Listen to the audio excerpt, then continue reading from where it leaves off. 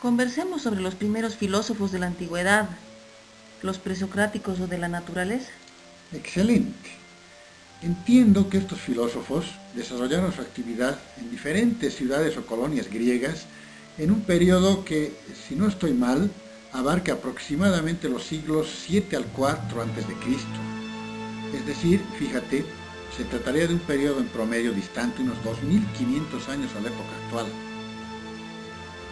Esa época representa un cambio fundamental en la manera de pensar y entender el principio de la vida, desligándose de los mitos, relatos fantásticos sobre dioses para explicar los fenómenos de la naturaleza. Precisamente por eso es que estos filósofos se denominaron los filósofos de la naturaleza, ya que buscaron encontrar el fundamento de dicha naturaleza, que ellos lo conocieron como arque, que traducido significaría algo así como fuente o principio del universo y de la naturaleza. Claro, además estos filósofos también fueron conocidos como presocráticos porque vivieron y enseñaron en su mayoría en una época anterior a Sócrates, que como sabes fue uno de los filósofos más destacados de la antigüedad que vivió en el siglo V a.C. Además, complementando lo que te decía de arque, la idea de los filósofos presocráticos, más bien entendieron un principio fundamental de donde se inicia todo y a lo que todo retorna cuando finaliza su ciclo vital. Otro punto también podría ser muy importante relacionado con los filósofos es que dieron los primeros pasos para independizar la religión de la filosofía, al separar los mitos de un pensamiento que buscaba explicaciones científicas de la realidad. Totalmente de acuerdo contigo. De hecho, no puede ser de otra manera, puesto que estos filósofos fueron los primeros, fíjate tú, en la Grecia antigua, que se atrevieron a cuestionar y además a asombrarse del mundo enorme y maravilloso en que vivían. Lo interesante es que no se conformaron con las historias sobre dioses y sus hazañas para explicar lo que ocurría en el universo y en la naturaleza. Ellos buscaron entender mediante su razonamiento y también aplicando sus sentidos, explicaciones más sólidas e incuestionables sobre el mundo que les rodeaba. Pero es importante que no pierdas de vista que las escuelas y representantes relacionados con la filosofía de la naturaleza fueron numerosas y además los filósofos eran muy diversos y en consecuencia, lógicamente, sus planteamientos también fueron muy variados. Eso es lo que hace tan interesante este periodo de la filosofía antigua. Pero empecemos como debe ser, por el principio. Es decir, consideraremos a los tres primeros filósofos de la naturaleza, los milesios, porque los tres venían de Mileto, que era una colonia griega situada en el Asia Menor.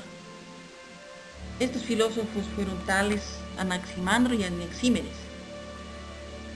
Perfecto. Yo creo que a partir de eso es importante comenzar destacando la primera corriente dentro de la filosofía de la naturaleza, que evidentemente es común a los tres milesios que mencionas. Y esto fue una cosa bien importante, proponer la idea central de que el principio en que se fundamenta toda la realidad es solo uno. El filósofo más conocido de los tres milesios sin duda fue Tales, que además es conocido por haber dejado muchas muestras de su genio. Muy cierto. Por ejemplo, ahora estaba recordando que tuvo la capacidad de pronosticar un eclipse solar en el año 585 a.C. Recuerda que fue capaz de medir la altura de una pirámide a partir de la sombra que emitía, cuando esta sombra medía exactamente como él. Pero definitivamente lo que hizo que Tales pasara a la historia, no solo de la filosofía, sino de la humanidad, fue su teoría de que la materia primaria de la que se originaba todo en la naturaleza era el agua. Sí, complementaría lo que comentas, en el sentido de que la posición de Tales sobre la importancia del agua como elemento primario puede sustentarse en buenas razones. Totalmente de acuerdo contigo. De hecho, en este sentido, en este momento se me viene a la mente el contexto geográfico del que era originario Tales, puesto que Mileto, no nos olvidemos, era una isla donde la tierra firme estaba rodeada por el mar. Además está el hecho, imagínate, de que sin agua no hay vida, lo que lo llevó a la idea de que el agua es la fuente y el origen de la vida. Y esto nos lleva a destacar la enorme importancia que tiene el agua, reconocida hasta en la actualidad, puesto que se ha comprobado que la mayoría del cuerpo está compuesto por agua. Y a esto podemos añadir, por ejemplo, que el embrión vive en el agua antes del nacimiento. Si te fijas, los seres vivos más antiguos fueron peces, y que los componentes químicos del agua, o sea, el hidrógeno y oxígeno, abundan en el universo. Te propongo que ahora conversemos sobre un segundo filósofo de Mileto, llamado Anaximandro. Claro que sí. Este filósofo tuvo la idea de que el principio de todas las cosas era algo indefinido, pero distinto a toda materia conocida, ya sea agua, aire u otra. Exactamente. Y al ser algo indefinido, como dices, era indeterminado, invisible y amorfo. Me gustaría destacar que Anaximandro tuvo una muy buena razón para justificar su postura, puesto que él pensaba que el principio originario de la vida no podía ser algo físico, identificable en la naturaleza, como sí pensó Tales en el caso del agua. Y complementaría además la idea de este filósofo sobre el principio indefinido de todas las cosas. Para esto no hay que perder de vista que este estado amorfo, ¿no es cierto?, de la naturaleza, sería para él identificable con un estado como el caos, a partir del cual se generaría posteriormente todo lo existente, empezando por el universo y nuestro planeta. Creo que es un excelente momento para pasar a considerar la posición de Anaxímenes. El planteamiento de él, de hecho, fue sumamente inteligente, te cuento, puesto que se puede decir que sintetiza las posiciones de los dos filósofos miletos anteriores.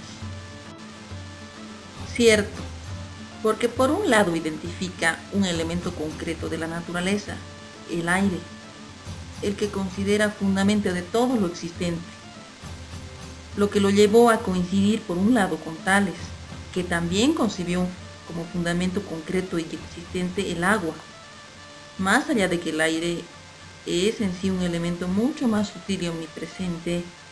Y por otro lado, Anaxímenes también coincidió con Anaximandro, puesto que el aire, dadas sus características, puede llegar a considerarse como algo indeterminado debido a que no es visible.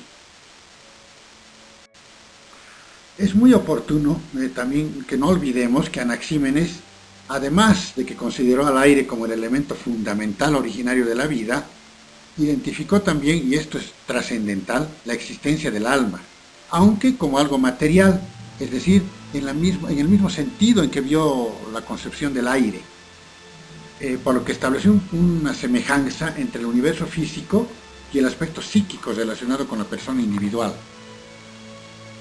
Aquí me gustaría introducir otro aspecto relacionado con otras culturas, en la asociación del alma con la vida en general.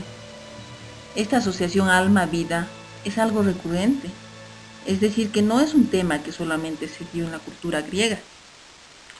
Lo que dices además, sin duda toma mucho más sentido si tenemos en cuenta que la filosofía griega recibió influencia de varias culturas. Por ejemplo, ahorita me estoy acordando de la egipcia, la babilónica, la hindú, la persa o la semita. Es verdad, y esto trajo lógicamente muchas consecuencias, no solo en la forma de pensar de los antiguos filósofos griegos, sino también en toda la historia subsecuente de la filosofía occidental.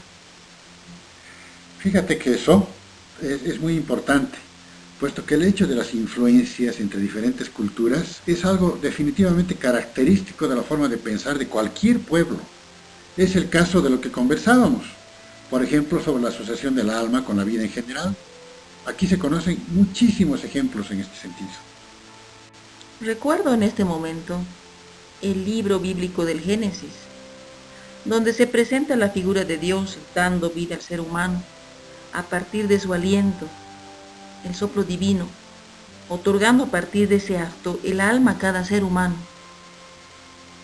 Y no nos debemos olvidar en el caso del mundo andino con su concepto de ajayu, que es algo, yo diría es apasionante, fíjate, porque es más complejo e integral que el solo concepto de alma, tal como lo conocían los filósofos griegos y también en la filosofía occidental en general.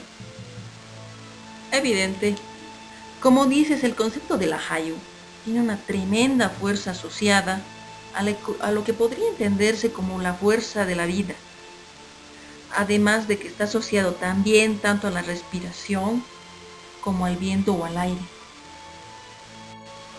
Y ahora que comentaste sobre el aire, y por lo que estuvimos comentando, ¿no ve?